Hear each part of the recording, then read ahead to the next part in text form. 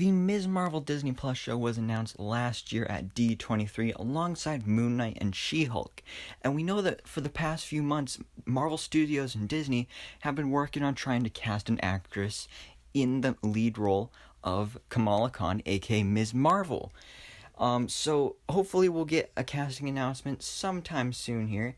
Maybe if Marvel holds their own, DC fandom Comic-Con type event, like just about Marvel, then hopefully we'll find out something about that there.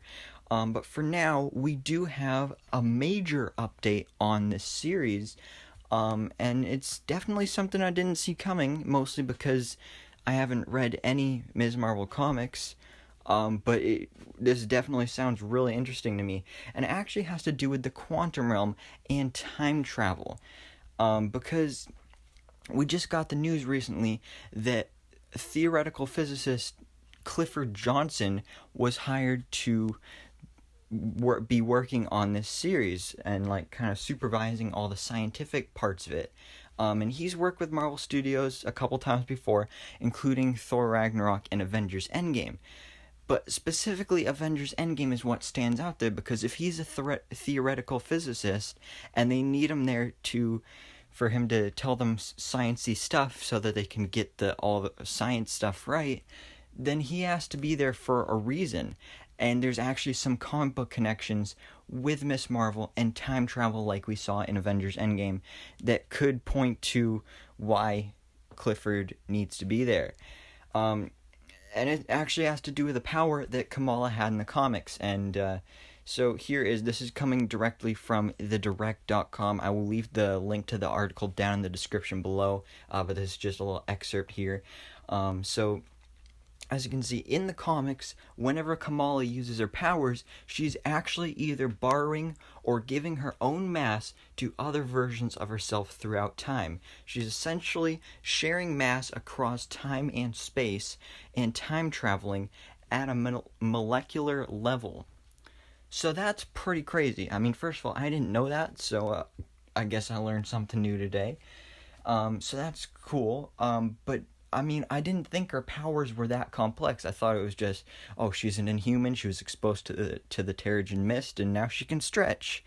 But it's a lot more complex than that, apparently, and she's taking the molecular cells from both past and future versions of herself to be able to stretch like that, and that sounds really cool. And I guess this is basically confirmation that that's going to be part of this series, because if they need this theoretical physicist there to supervise the sciencey stuff, I mean, time travel wasn't Endgame, he helped with Endgame, so it just completely makes sense that that's why he would be involved with this project, because of the whole time travel or just time aspect of this whole thing.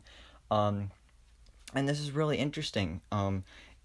It's definitely not something I would have expected to see them actually go for and do in this series, but Marvel Studios and the MCU really like to keep it comic accurate. I mean, probably one of the best examples of that is Mysterio.